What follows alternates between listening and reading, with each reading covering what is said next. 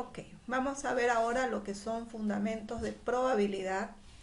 Vamos a ver lo que son conjuntos y técnicas de conteo. Vamos a ver lo que es la probabilidad, su concepto clásico y cómo se aplica la frecuencia relativa. Vamos a ver lo que es un espacio muestral y un evento, qué son axiomas y teoremas. Vamos a ver lo que es la probabilidad clásica en un espacio finito equiparable. Y también vamos a ver la probabilidad condicional e independencia. Vamos a ver lo que es teorema de Bayes y la distribución marginal conjunta. Todo eso vamos a ver en esta unidad. La teoría de la probabilidad fue aplicada para los juegos de azar, pero más recientemente en investigaciones sociales y económicas. La probabilidad del 70% de lluvia, no salir un día de campo, la probabilidad en la venta de zapatos de un número determinado, la probabilidad de que gane uno u otro en un juego o la probabilidad de que aprueben la materia. Estos son ejemplos. ¿Qué probabilidad hay en un ejemplo estimado de que de los 16 estudiantes de la materia de estadística e informática, solo el 20% reprueben la materia? Probabilidad. Entonces, podemos jugar con esos como un juego de azar. O cuando yo lanzo una moneda, puedo decir qué probabilidad tengo de que me salga escudo o que me salga cara. Uno de los eventos, uno de los más utilizados es el de la moneda, como les decía, o juego de barajas. También se realizan experimentos como los dados o la ruleta. Hay la probabilidad de que los componentes de un suceso sean mutuamente excluyentes. Si uno y solamente uno de ellos puede tener lugar a un tiempo. ¿Ya? ¿Puede ocurrir dos o más de tales eventos al mismo tiempo? Sí, puede haber que ocurran dos eventos o más en un mismo momento y no son sumamente ni mutuamente excluyentes. ¿Ya? Excluyente quiere decir que va a salir un solo suceso o un solo evento y lo demás lo descarto. En cambio, si no es excluyente, quiere decir que de los 10 eventos que yo pueda tener, pueden ocurrir dos o más. Esa es la diferencia entre excluyente y no excluyente. Por ejemplo, la lista colectiva exhaustiva presenta todos los resultados posibles. Dentro de esta lista, hablando de la moneda, puede salir águila o sol. En nuestro caso puede salir cara o escudo. Los estudiantes de una escuela pueden estar a tiempo o no estar a tiempo en el salón cuando se pasa lista. Es como sucede en la videoconferencia. Las clases comienzan a las 8, pero van ingresando 8 y 5, 8 y 10, 8 y cuarto, 8 y media. Entonces, si yo paso lista 8 en punto, de los 16 alumnos solamente voy a poder registrar 2 o 3, que son los que ingresan temprano. Y los demás ingresan tarde, cuando yo paso lista. Es un ejemplo. No está muy lejos de la realidad. No es una lista colectivamente exhaustiva. La lista de resultados de una campaña presidencial. Candidatos de la derecha, candidatos de la izquierda. Un estudiante no puede dormir hasta tarde y al mismo tiempo llegar puntual a una clase a primera hora. Entonces, volvemos a la lista. ¿Qué pasa a las 8 en punto? Solamente hay 2 o 3 estudiantes que han ingresado a la videoconferencia. Entonces, hay que ver la probabilidad de los demás estudiantes. ¿Qué ocurrió para que ellos no ingresen a la hora precisa y lo hicieron más tarde? Puede haber ocurrido una serie de sucesos anteriores que ocasionaron que ellos no puedan llegar puntual a su clase. Conjuntos y técnicas de conteo. ¿Qué es un conjunto? El conjunto es como una colección o un listado de objetos que componen elementos diferentes entre sí, pero con características bien definidas que lo hace pertenecer a ese grupo.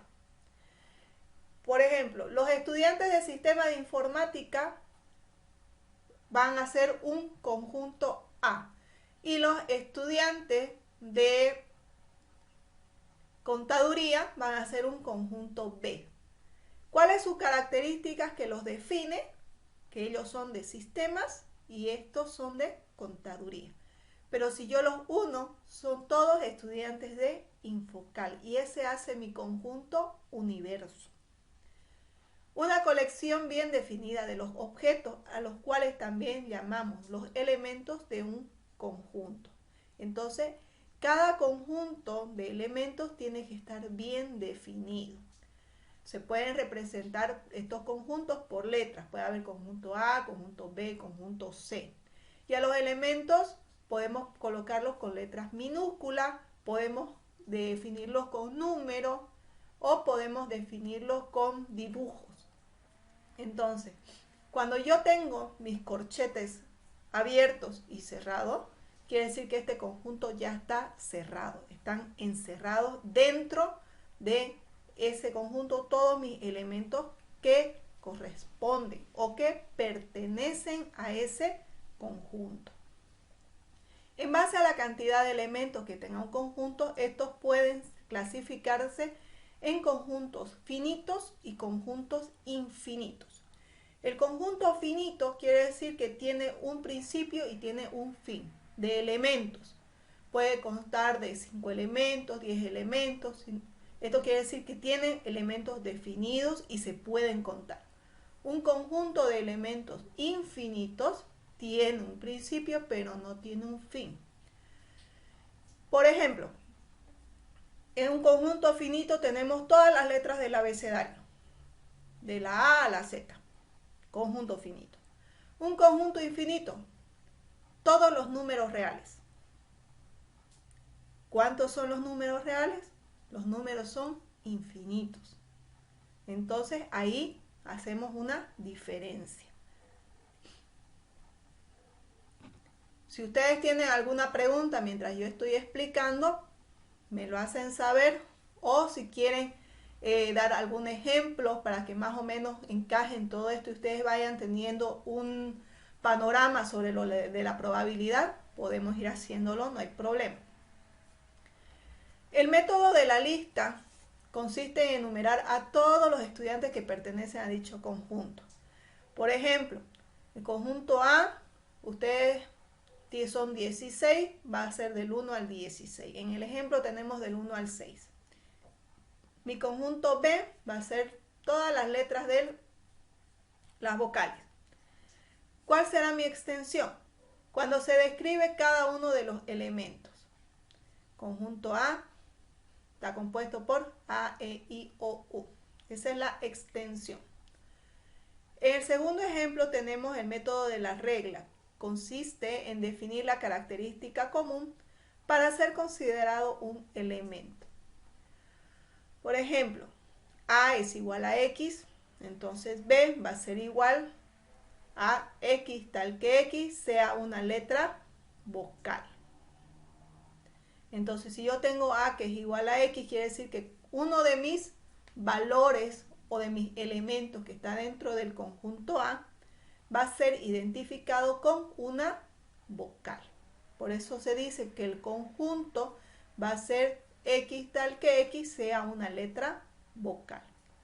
Para una mejor comprensión, cuando se enuncian propiedades que pueden tener sus elementos, podemos consistir en que el conjunto A va a ser igual a X tal que X es una vocal.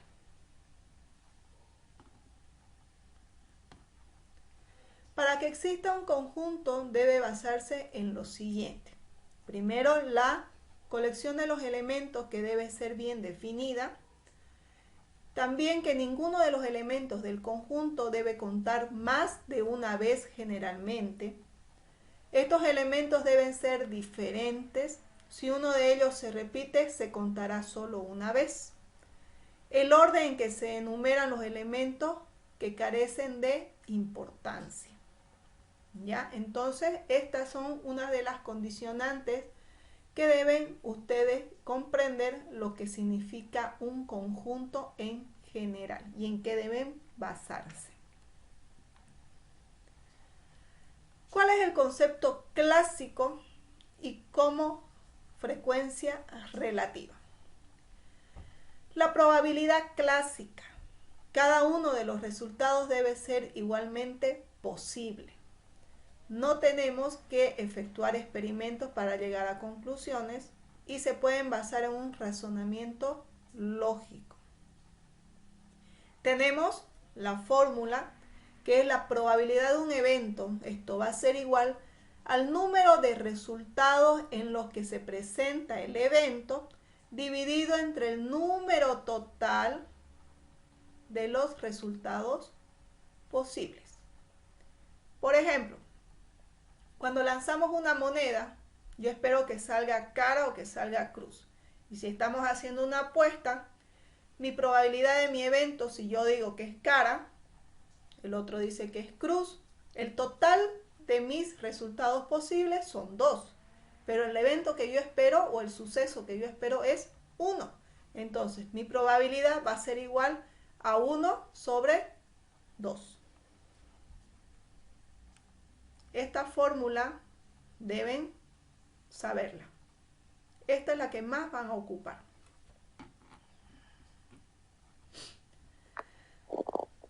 Una fracción en la que el numerador es igual al número de apariciones de suceso y el denominador es igual al número total de casos en los que el suceso pueda o no pueda ocurrir. Tal fracción expresa la probabilidad de que ocurra el suceso. Ya, volvemos hacia atrás. Este es el numerador y este el denominador. Esta es una fracción. En un enfoque clásico de la probabilidad está basado en la suposición de que todos los resultados del experimento son igualmente posibles. Este enfoque permite determinar la probabilidad con base en la proporción de veces que ocurre un resultado favorable en cierto número de experimentos. Entonces, para que se determine la probabilidad, esto debe ser probado y debe ser fundamentado según las proporciones de las veces que ocurre un resultado favorable dentro del experimento. Si nosotros lanzamos un dado, ¿cuál sería la probabilidad de que caiga un 2 hacia arriba? Las caras del dado están enumeradas del 1 al 6. Entonces hay una probabilidad de un total de 6 de que el número 2 quede arriba. Es decir, tenemos 6 sucesos. La probabilidad de que salga el 2 sería 1. Por eso decimos, la probabilidad de que caen 2 va a ser un suceso o un evento de 6. Porque el dado tiene 6 caras. Entonces la probabilidad va a ser, si nosotros lo sacamos esto en porcentaje, probabilidad comúnmente se trabaja porcentajes, va a ser de un 16.67% de probabilidad de que en un tiro salga el 2 de las 6 caras del dado. La principal dificultad que presenta esta interpretación de la probabilidad es que se basa en sucesos equiprobables. X viene de equitativo, probable de probabilidad, de una probabilidad equitativa, quiere decir. Siendo fácil para problemas sencillos como los de las cartas, los dados, las urnas, es casi imposible para problemas más complejos.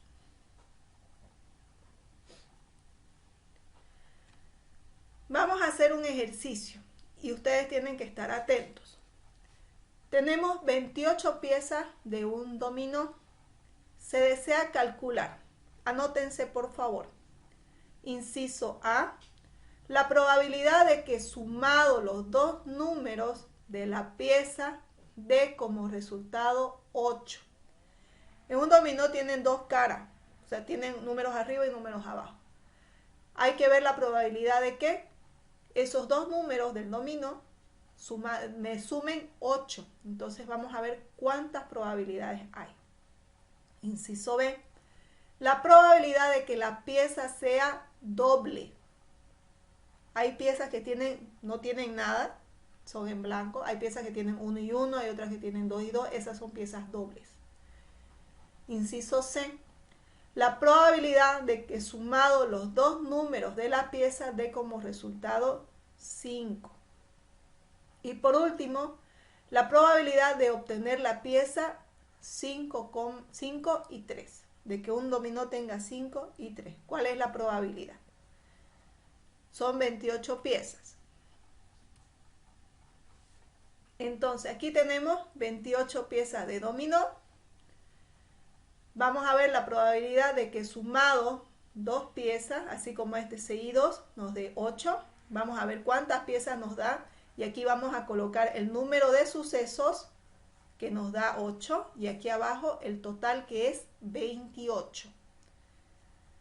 En el segundo, vamos a ver la probabilidad de que las piezas sean dobles, es decir, 6. Aquí tenemos 1, 2, 3, 4, 5, 6. Y esta quizás la podamos contar. Entonces vamos a ver cuántas son dobles de las 28 piezas de dominó, que esos son los totales de los eventos. La suma de 5, que es igual a esta misma probabilidad, y de que salga la ficha 5 de 3. A ver, traten de hacerlo.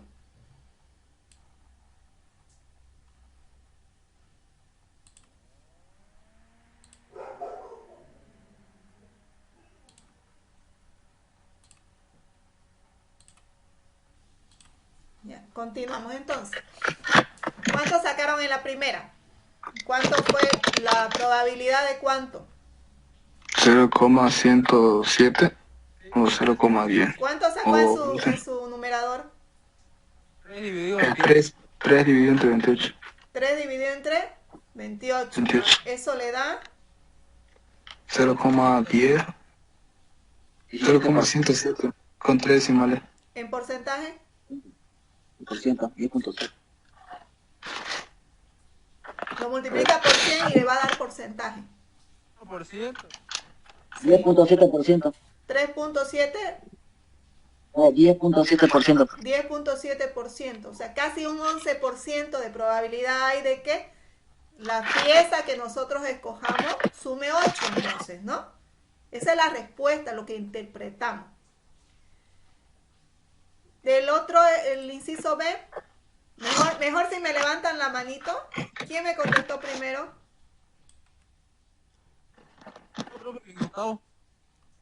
Ya.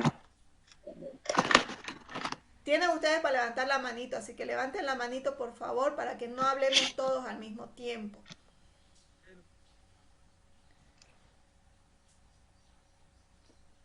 El inciso B. ¿Ya, Luis Gustavo? ¿Lo escuchamos? Luis Gustavo, ¿cuánto sacó? Sacó 0,25. 28. ¿En porcentaje?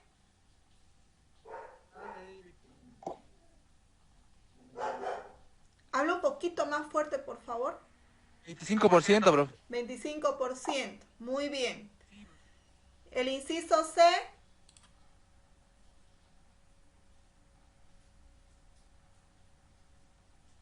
Jorge.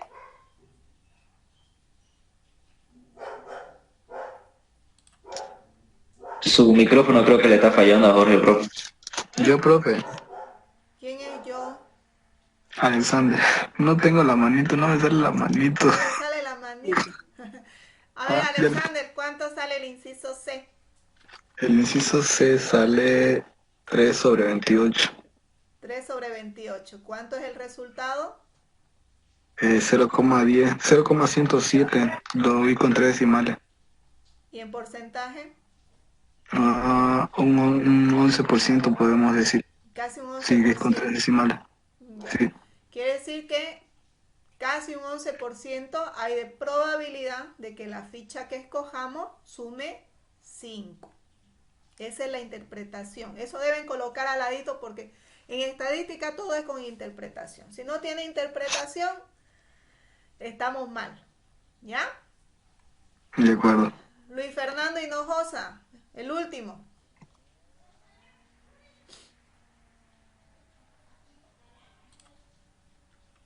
Luis Fernando Sale. Hinojosa, ¿cuánto sale? Me salió 3,7%. En porcentaje, ¿cuánto sería? No, 3,7%. Casi 4%, ¿no? 3,57%. Por eso, casi un 4%, 3,57%. Está muy bien. Quiere decir que la probabilidad de que saquemos esa ficha es de un 3,57%. Muy bien, creo que le han entendido. Eso es bueno. Entonces, ahí están sus resultados, ¿no? Sabía que era uno. ¿Así sacaron? Sí, profe. Sí, así me salió. Si está así, esto todavía no está en porcentaje, ¿ya? Sí, Este está es su así, está así. resultado original y después se multiplica por 100 para obtener un porcentaje y podamos hablar de porcentaje, ¿ya? Y que el porcentaje se entiende un poquito más. Entonces, si han sacado el resultado así, perfecto, muy bien. Solo que el mío está con 3 decimales. No importa, comúnmente se trabajan con 2 decimales, no hay problema. Ahora aquí tenemos una baraja de 48 cartas. ¿Cuál es la probabilidad de que salga un as? A ver, así rapidito, contéstenme. ¿Cuál sería? Hay una baraja de 48 cartas. ¿Cuál es la probabilidad de que salga un as?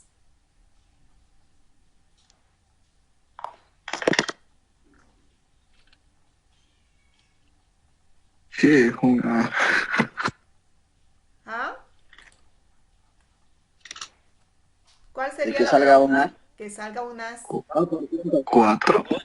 4 de... 2% diría yo. 4 sobre 48. Correcto, 4 de 48.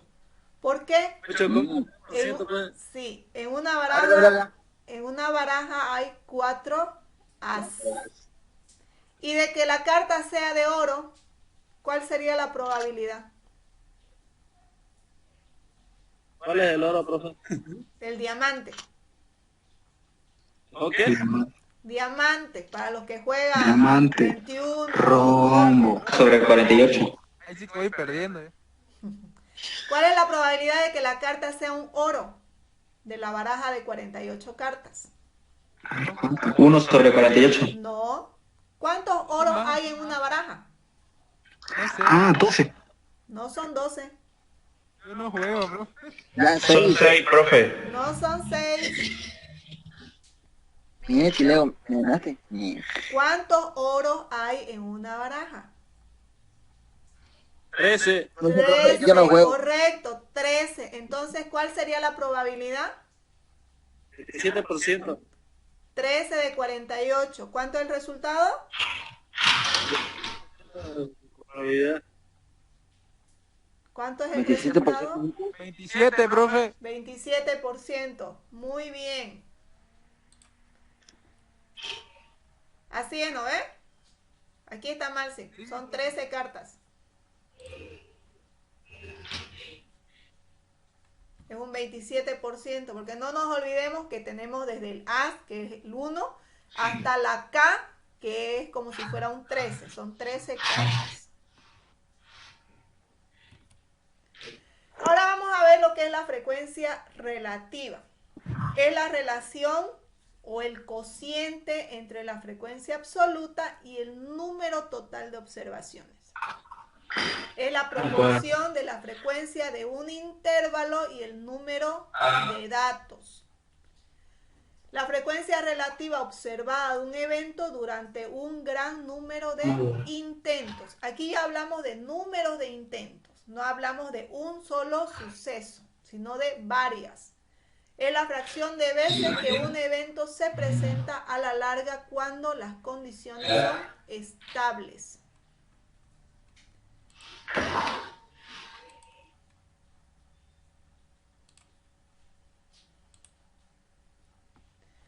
La probabilidad de vivir un número X de años, la probabilidad de dañar un aparato por mal uso, la probabilidad de riesgo de pérdidas de una póliza de seguro de vida o comercial, todo ello determina qué tan frecuente ha sucedido algo en el pasado que se emplea a esa cifra para predecir la probabilidad de que suceda de nuevo en el futuro.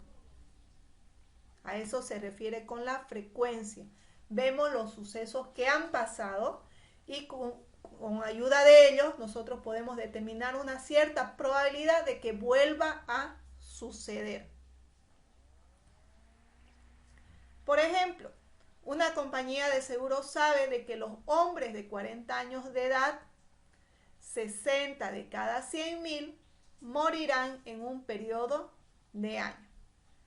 Entonces, ¿cuál es la probabilidad de que los hombres de 40 años vayan a morir en ese determinado año? Se dice que son 60 de 100.000. Entonces dividimos 60 entre 100.000 y nos va a dar la probabilidad de que durante ese año mueran cierto porcentaje de personas que tengan 40 años. Luego tenemos, ¿cómo cree usted que se comportaría el lanzamiento de una moneda en 300 ocasiones? ¿Cuál sería la probabilidad?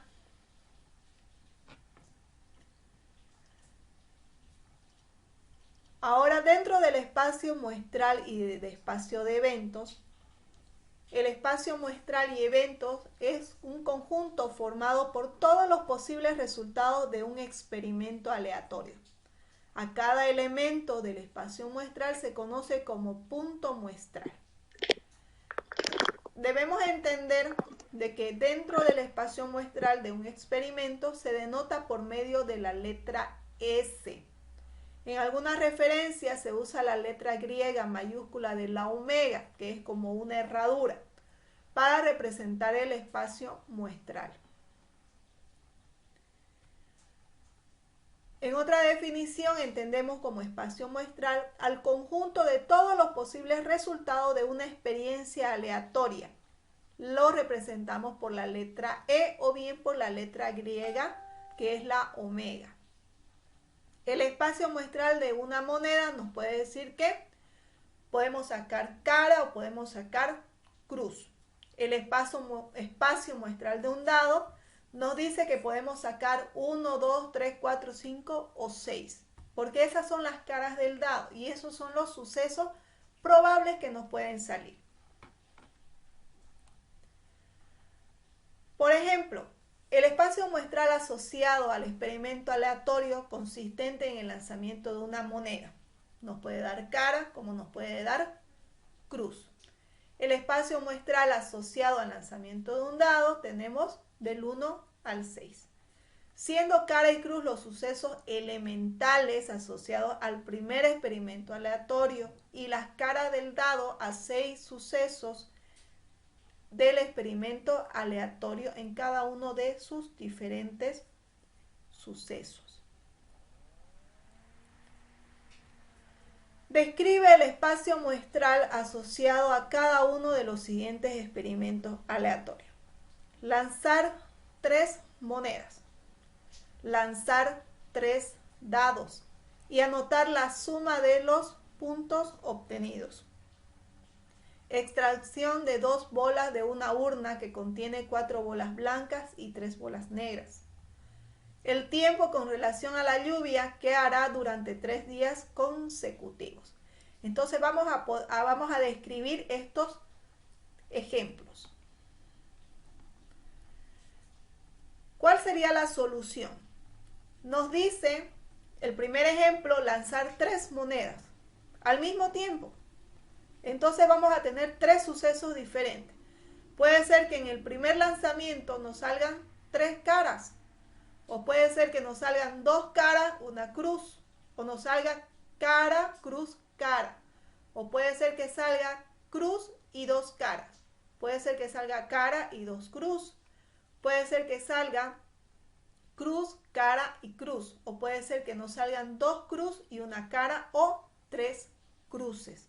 ¿Cuántos intentos estoy haciendo aquí? 1, 2, 3, 4, 5, 6, 7, 8 intentos. Estoy haciendo 8 eventos. Por eso se llama el muestreo. Mi muestreo tengo 3 monedas. Cada moneda tiene cara y una cruz. Pero si yo las lanzo al mismo tiempo, 8 veces, entonces puedo obtener este resultado. Puede ser que en el primer intento salga esto o en otro intento salga esto. Entonces tengo la probabilidad de que salga ese suceso. Llamándose cara y X cruz, podemos obtener un espacio muestral de 8 intentos y podemos obtener 8 resultados. En el segundo ejemplo, tenemos lanzar 3 dados y anotar la suma de los puntos obtenidos. Si nosotros hacemos el lanzamiento de los dados, puede ser que nos salgan 3 1 y la sumatoria me dé 3. Puede ser que me salgan 2 1 y un 2, la sumatoria va a ser 4 y así sucesivamente. Puede ser que me salgan los 3 6 y la suma va a ser 18. Entonces todo esto es mi espacio muestral con las probabilidades de los sucesos que pueda obtener en cada lanzamiento. Ahora, el otro ejercicio decía, extracción de 2 bolas de una urna que contienen 4 bolas blancas y 3 bolas negras. Extracción de 2 bolas de una urna. ¿Cuál sería la probabilidad? Puede ser que en el primer intento, al sacar 2 bolas, estas sean blancas, o puede ser que me salga una blanca y una negra, o puede ser que las dos sean negras. Tengo esas 3 opciones. El otro ejemplo decía el tiempo con relación a la lluvia que hará durante 3 días consecutivos. ¿Cuál sería la probabilidad? Si llamamos a la L un día lluvioso, a la N un día sin lluvia, para 3 días consecutivos podemos obtener lo siguiente. Puede ser que los 3 días lluevan, puede ser que llueva 2 días y un día no, o puede ser que hoy día llueva, mañana no, pasado sí, puede ser que hoy día no llueva, pero los 2 días siguientes lluevan, puede ser que solamente llueva hoy día, los otros 2 días no, o puede ser que no llueva hoy día, mañana sí, pasado no. O puede ser que 2 días consecutivos no llueva y luego sí llueva. O puede ser que ninguno de los 3 días llueva. Esto es mi espacio muestral. Los sucesos que pueden suceder. ¿Se entiende? Estas son mis probabilidades de que sucedan.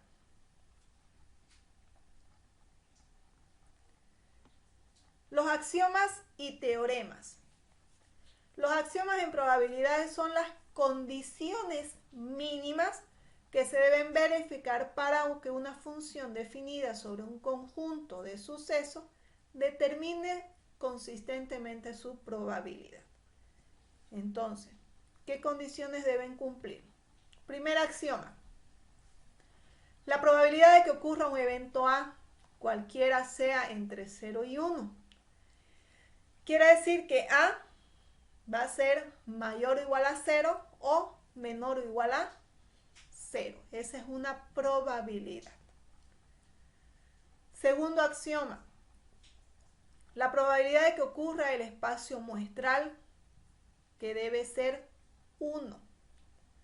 La probabilidad de sacar el número 1 al 6 de un dado equilibrado es 1. Quiere decir que si yo saco el dado, puede ser que me salga 1. Y la probabilidad de eso es un suceso. Tercer axioma. Dados los conjuntos A y B, que son eventos mutuamente excluyentes, podemos decir de que la probabilidad de que A esté unido a B va a ser igual a la suma de probabilidad A más la probabilidad de B. Por ejemplo, la probabilidad de sacar un dado as o sacar un número par es la suma de las probabilidades individuales de dicho suceso.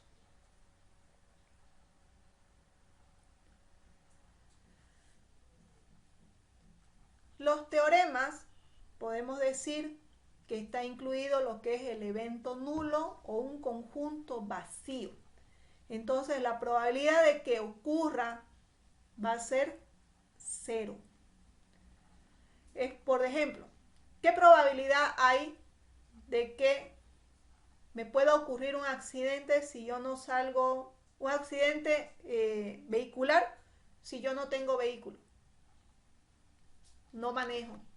Entonces, ahí el suceso no va a ocurrir. Mientras yo no tenga vehículo, no voy a tener ningún accidente vehicular porque no manejo. Entonces mi probabilidad va a ser 0. ¿O qué probabilidad hay de que yo viaje a China si no tengo dinero? O sea, la probabilidad es tan mínima que podemos tomarla como 0. La probabilidad de que un estudiante sea mujer es 1 menos la probabilidad de que no sea varón. ¿Cómo demostramos esto?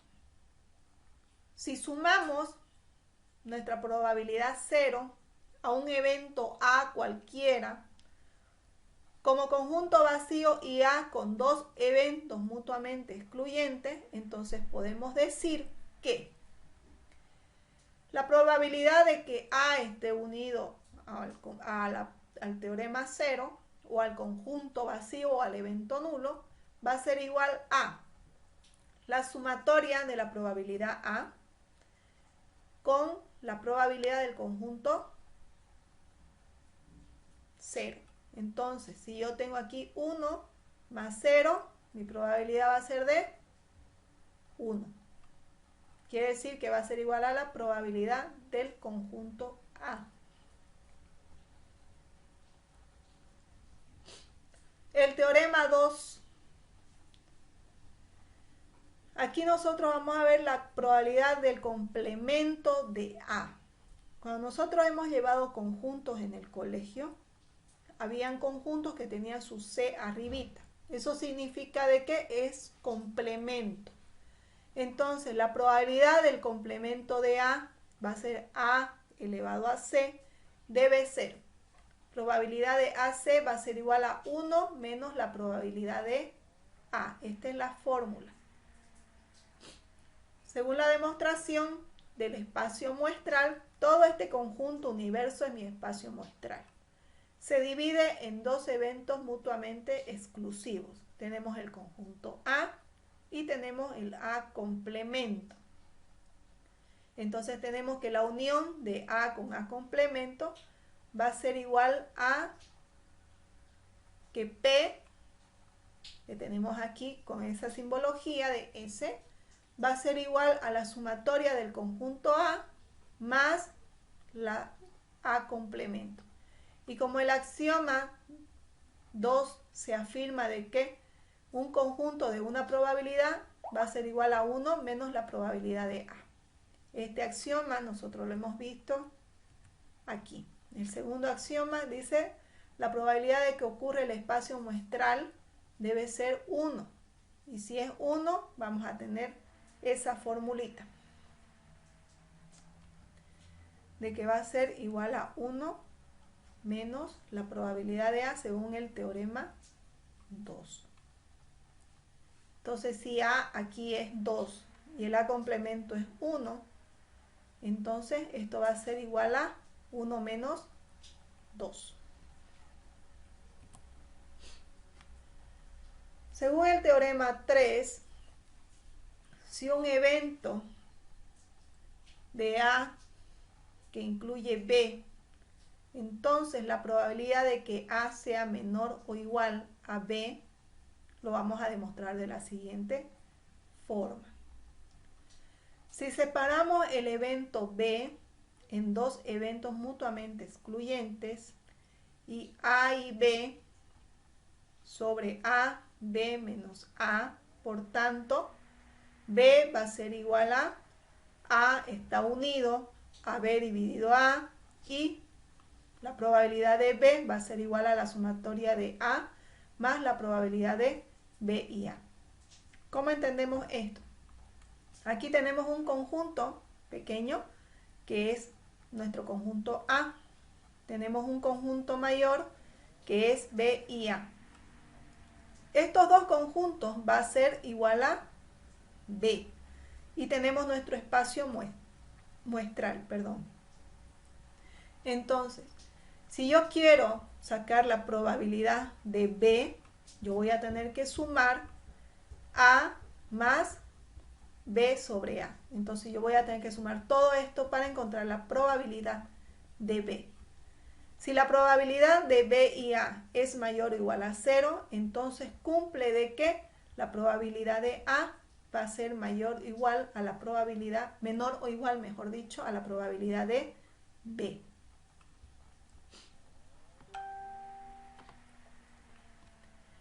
El teorema 4 dice que la probabilidad de AB va a ser igual a la probabilidad de A menos la probabilidad de A incluir el unión B. Entonces, demostramos así. Si A y B tenemos dos conjuntos, aquí tenemos el conjunto A, conjunto B, nuestro espacio muestral, que es nuestro conjunto universo. Vamos a tener los elementos de AB, los elementos de A intersección B, y vamos a decir que son eventos mutuamente excluyentes. Entonces, si tenemos AB y A intersección B, por tanto, A va a ser igual, es decir, conjunto A va a ser igual a la unión de A y B con la intersección de A y B. Luego tenemos que la probabilidad de A, entonces, va a ser igual a A sobre B más la probabilidad de A intersección B. Entonces vamos a sacar la diferencia, porque esto es lo que buscamos. La diferencia de la probabilidad de A y B va a ser igual a todo el conjunto A, a toda la probabilidad de A, menos a la probabilidad de A intersección B. A eso se refiere. Es como si tuviéramos aquí 2 y 3 y aquí tuviéramos 4. Entonces, A y B solamente va a ser 2 y 3, porque si yo pongo 2, 3 y 4, si yo quiero encontrar A y B, le tengo que restar el 4 de aquí. Es lo mismo. ¿Alguna consulta?